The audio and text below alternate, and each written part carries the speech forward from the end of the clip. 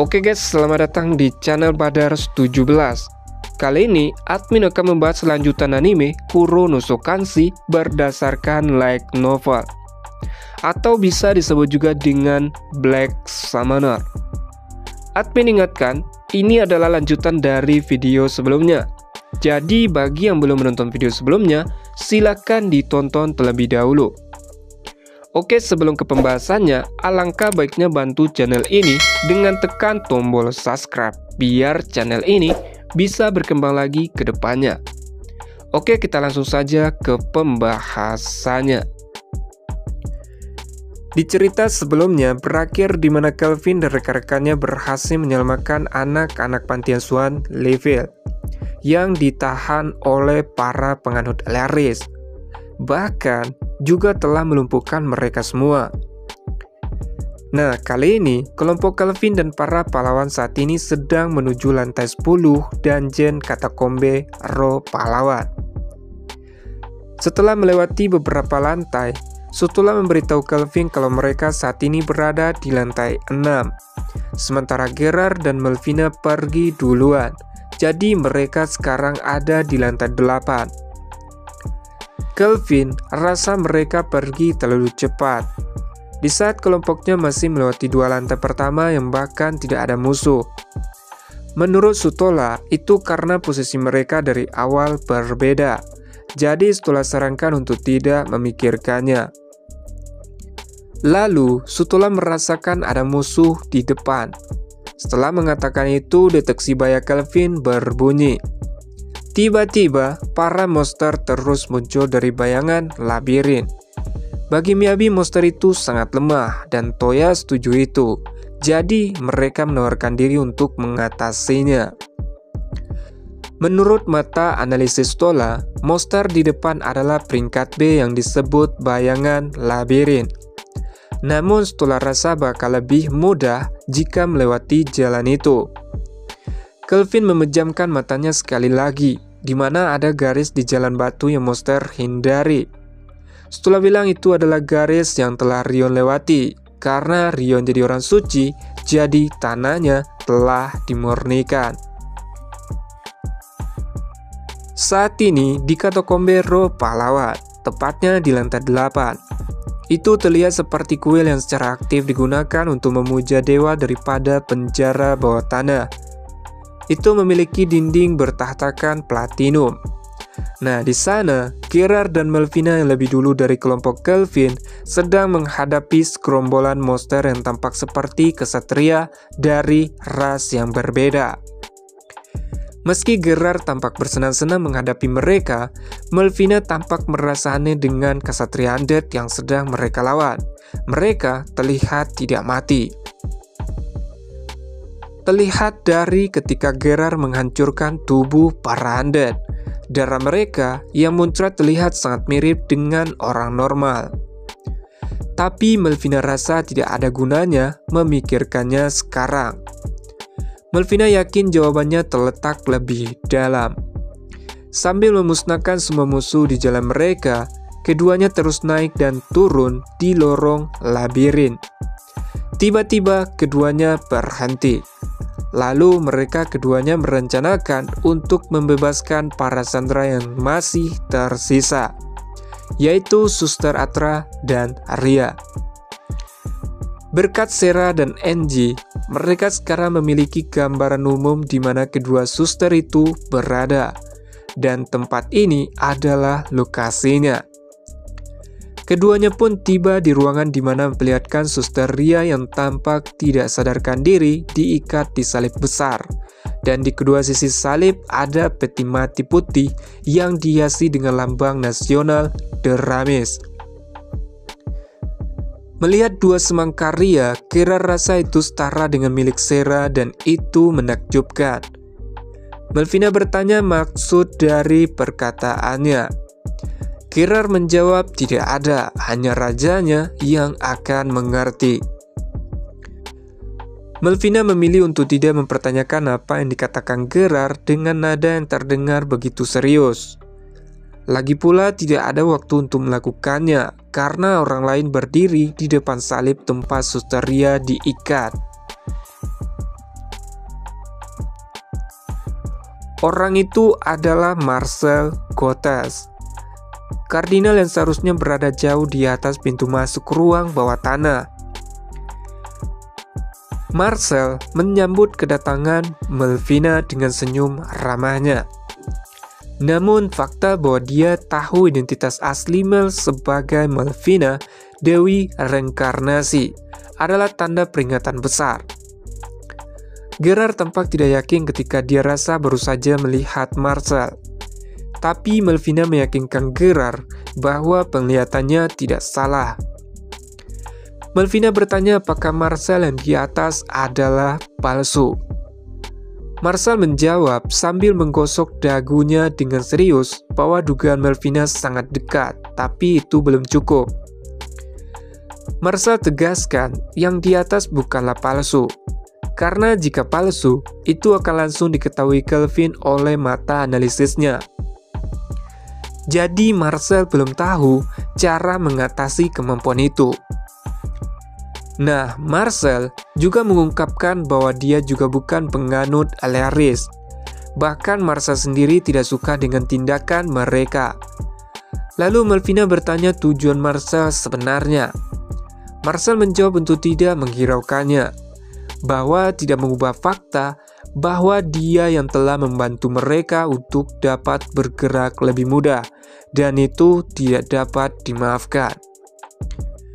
Marcel mengambil sesuatu dari saku dadanya perlahan, mendorong Gerard untuk bersiaga dan sementara Melvina memasang tatapan tajam. Namun Marcel bertanya apa yang membuat Melvina datang ke sini untuk menyelamatkan wanita yang saat ini dia sandra. Karena bisa saja jika dia penganut Learis, mungkin dia akan menghabisi wanita itu.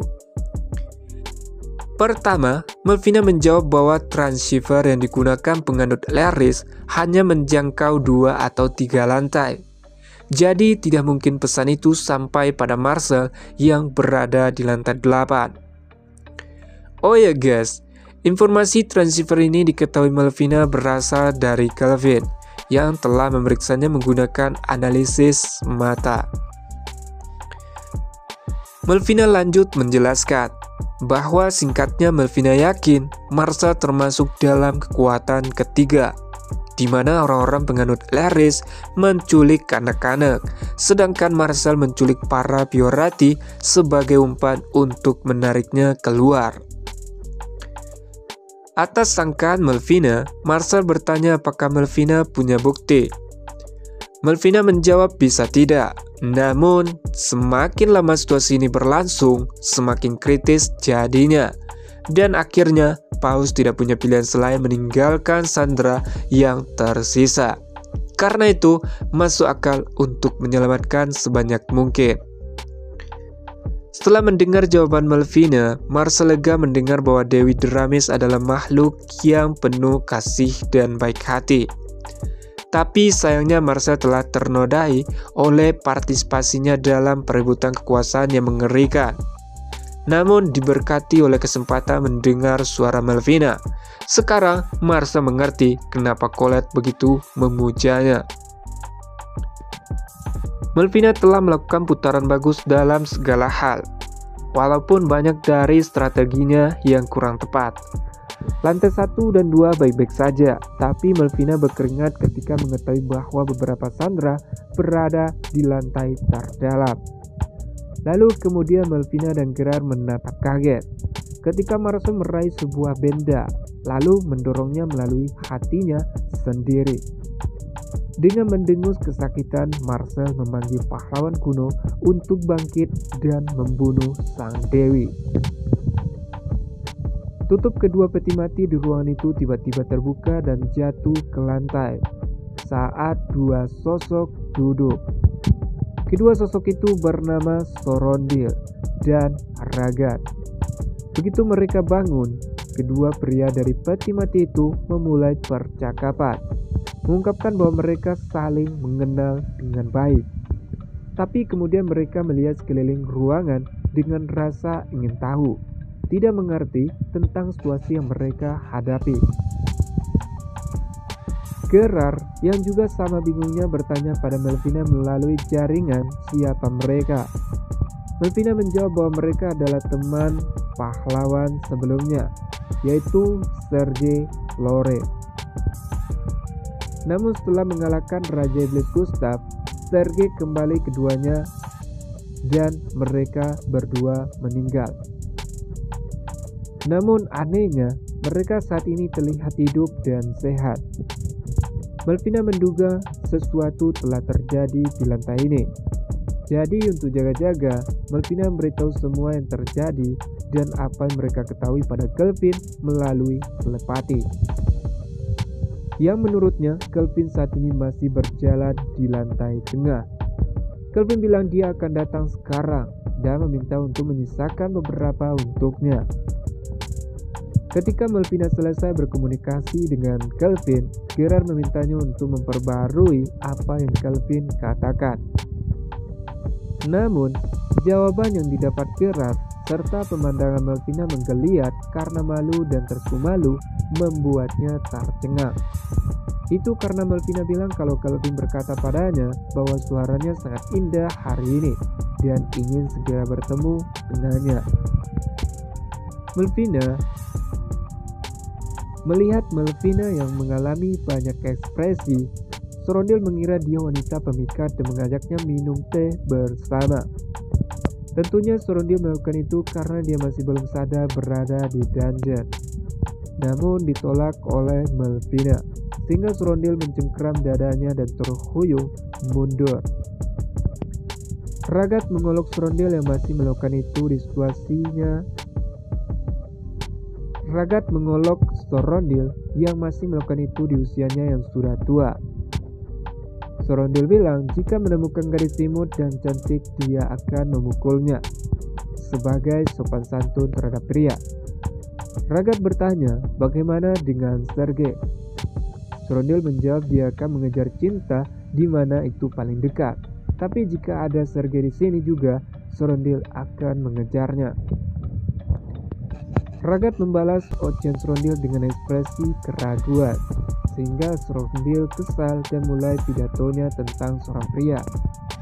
Namun dihentikan oleh Melvina, lalu bertanya apakah mereka menyadari situasi yang mereka hadapi. Namun Sorondil terus mengoceh, sementara Ragat menatap Melvina, lalu mengalihkan pandangannya. Melvina tidak percaya bahwa percakapan itu tidak membuat kemajuan sama sekali. Dia merasakan keinginan yang meningkat untuk menyelesaikan ini dengan cepat dan kembali keluar. Melvina tidak punya pilihan lain dengan memberitahu apa yang ada di belakang mereka. Sorondil dan Ragat berbalik, akhirnya memperhatikan Kardinal Marshall. Darah merah menggelegak dari tempat pasak menembus dadanya. Bagaimanapun, tubuhnya mengalami perubahan drastis, menandai transformasinya dari manusia menjadi monster selesai. Namun makhluk itu tidak menunjukkan niat untuk bergerak dari tempatnya, seolah-olah hanya ingin melihat bagaimana segala sesuatunya berkembang.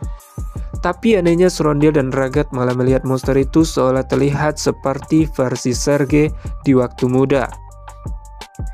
Saat mereka berbalik, delirium bisa terlihat di mata kedua pria itu.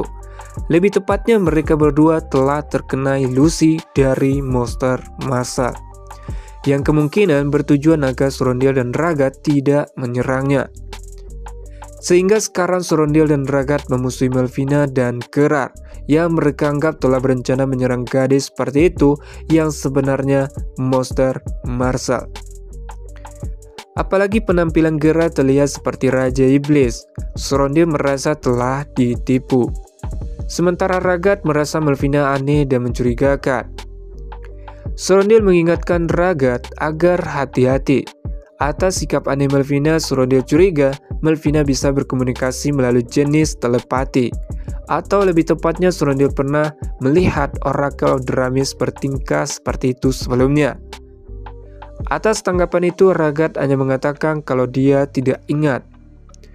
Oh ya guys, kepribadian Ragat dan Sorondil ini berbeda. Ragat orangnya kalem dan tidak banyak bicara, sementara Sorondil tukang ngoceh.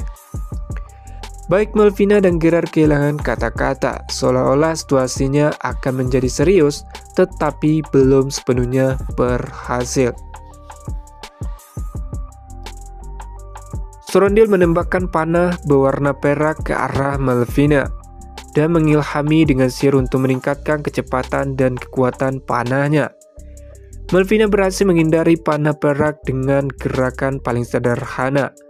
Tidak hanya itu, dia bahkan menangkapnya saat lewat hanya dengan 3 jari pertama tangannya. Sorondil bergumam tak percaya, sementara Ragat melangkah ke depan Sorondil dengan perisai besarnya. Ketika melihat Gerard sekarang mengayunkan pedang besarnya untuk menyerang, Ragat hampir melayang ketika perisainya menerima pukulan Gerard, tapi Ragat masih bisa mengatasinya.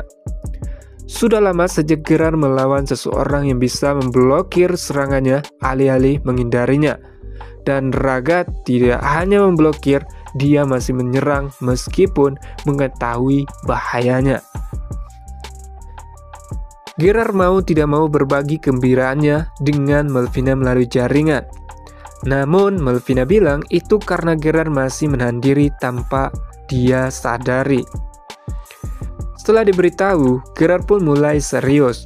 Gerard mendorong Denslev ke penghalang Ragat dengan seluruh kekuatannya dan mengaktifkan kekuatannya, sehingga menembus penghalang Ragat dengan menyerap semua mana poinnya. Ragat terkejut ketika perisainya dihancurkan. Karena sudah tidak ada yang menghalangi, Gerard kali ini menyerang dengan kekuatan penghancur yang lebih besar, sehingga mengirim Ragat terbang menuju dinding jauh seperti bola meriam. Serangan itu meremukkan tubuh Ragat, bahkan dia berada di ambang pingsan. Namun, monster yang tadinya Marcel mengulurkan salah satu lengan putihnya dan menangkap Ragat dengan kelembutan yang mengejutkan. Sebelum pingsan, Ragat berbicara dalam pikirannya, merasa sedang dipeluk ibunya. Ragat sadar bahwa Sergei benar-benar orang yang cocok untuk menjadi ibunya. Meskipun itu hanya ilusi.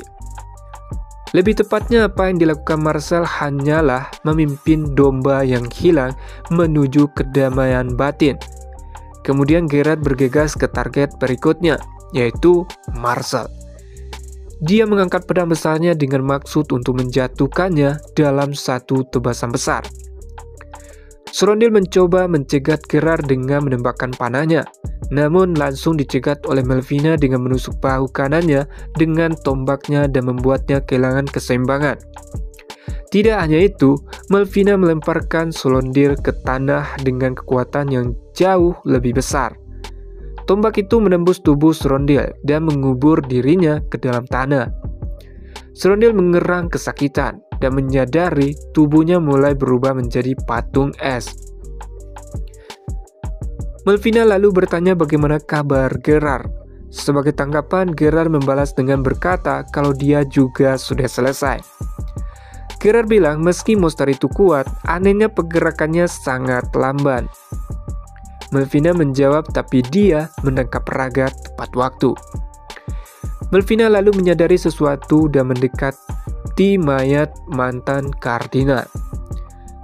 Melvina berkata kalau dia tidak mengerti mengapa Marcel terlibat dengan penganut Lares, dan Melvina tidak berencana untuk mencari tahu. Namun, tindakan Marcel sebelum kematiannya sangat mengagumkan, membuktikan kepada Melvina bahwa Marcel memang seorang pendeta sejati. Itu adalah sesuatu yang bisa Marcel banggakan. Lalu, Melvina melantunkan kalimat pendek, dan cahaya menyelimuti tubuh Marcel yang berubah. Ketika memudar, yang tersisa hanyalah hati yang ditusuk dengan pasak. Tetapi ini juga segera hancur menjadi debu. Gerard bertanya tentang apa yang Marcel capai. Menurut Melvina, ada kemungkinan besar bahwa siapapun yang memberinya pasak itu berbohong tentang apa yang dilakukannya, meskipun tidak ada cara untuk membuktikannya lagi. Jadi untuk saat ini, Melvina mengajak untuk menurunkan Suster Ria. Sambil menurunkan Ria, Gerard bertanya lagi tentang apakah Kelvin akan kecewa ketika dia mendengar pahlawan kuno telah dikalahkan sebelum dia tiba di sini. Melvina menjawab bahwa itu lebih baik, karena Kelvin bakal lebih kecewa lagi jika mengetahui mereka ternyata sangat lemah. Selama percakapan ini, Suster Ria akhirnya dibebaskan. Melvina menyembuhkan Suster Ria. Setelah sadar, Ria dengan berlinang air mata meminta tolong untuk menyelamatkan Suster Atra. Saat ini, Kelvin beserta grupnya yaitu Evil, Rion, dan Angie berada di lantai 6. Mereka terus berlari menghancurkan musuh dengan Rion dan para pahlawan di depan. Sesuai informasi yang dibagikan Melvina tentang kebangkitan para pahlawan, Kelvin segera bergegas menuju lantai 8. Saking senangnya, jantung Kelvin berdebar karena sudah tidak sabar bisa bertarung dengan pahlawan kuno. Berkat skill unik Rion, yaitu permunian mutlak, kelompok Kelvin dengan mudah melewati monster yang terus berdatangan. Mereka lenyap saat mendekati Rion.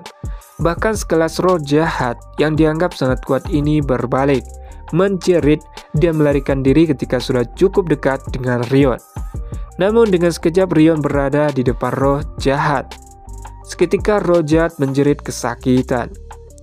Angie melempar kunai tepat di dahi monster itu, dan Rion sambil lalu menebas dengan aklama yang dibalut energi suci. Tepat sebelum menghilang sepenuhnya, roh itu mengambil rupa seorang wanita fana yang sebenarnya terlihat cukup cantik. Sama seperti semua mayat hidup lainnya di sini, dimurnikan tampaknya telah memberinya kebebasan. Kemudian kelompok Kelvin berhenti tepat di depan ruangan bawah tanah lainnya. Ini adalah aula raksasa yang terang benderang dari sudut ke sudut. Namun, elemen yang paling mencolok adalah tanpa diragukan lagi batu nisan yang sangat besar di tengahnya. Oh ya guys, Melvina dan Gerard telah diperintahkan oleh Kelvin langsung ke lantai 7. Jadi mereka tidak melewati tempat ini. Karena mencurigakan, Kelvin memerintahkan Evie menembaknya dengan panah. Setelah batu nisan itu diledakkan, seekor naga berwarna putih muncul.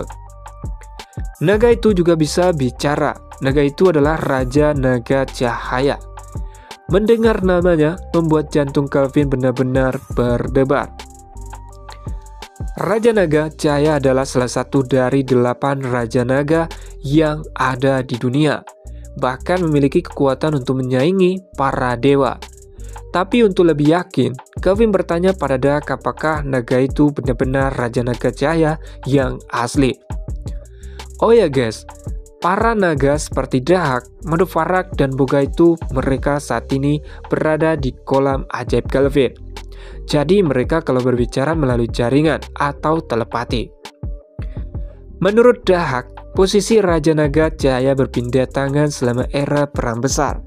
Atau lebih tepatnya jika kalah duel dengan bawahannya, mereka akan kehilangan gelar dan kekuasaannya. Dahak juga memberitahu bahwa dia dengar dari orang tuanya dalam duel itu Raja Naga Cahaya sebelumnya benar-benar kehilangan nyawanya. Tapi itu terjadi jauh sebelum Dahak lahir, jadi Dahak tidak tahu seberapa benar itu.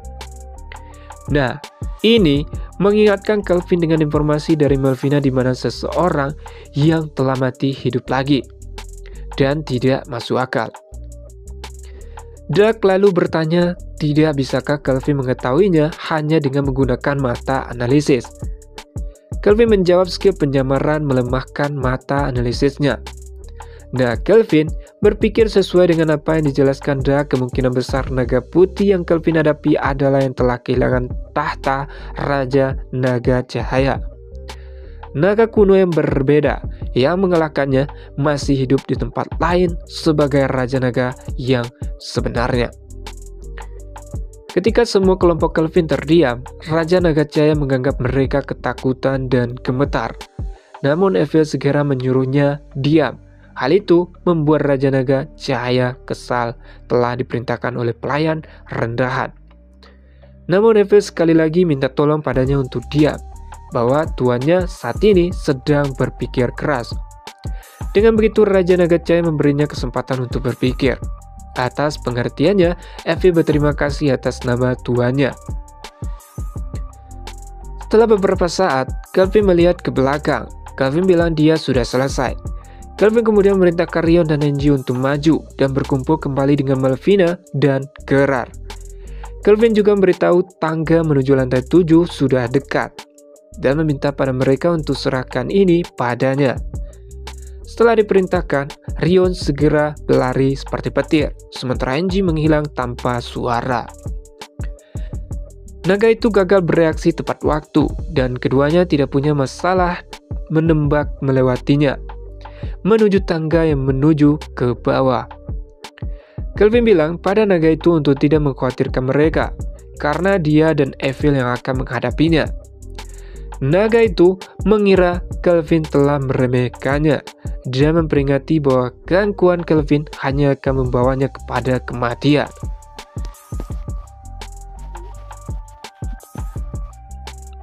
Naga putih itu mencapai ketinggian penuhnya dan melebarkan sayapnya. Kelvin mengangkat staf hitam bencana dan pedang suci gila Cliff saat Evil juga memasang panah yang menyala. Jadi gini guys, alasan Kelvin memutuskan untuk melawan Raja Naga adalah karena dia tidak memiliki jaminan bahwa dia akan pernah bertarung dengan yang lain. Di atas itu semua, Kelvin memanggil Dahak. Di atas itu semua, Kelvin memanggil naga di dalam kolam ajaibnya sekaligus. Dahak, Mudafarak, dan Boga muncul ke permukaan. Kelvin memerintahkan mereka untuk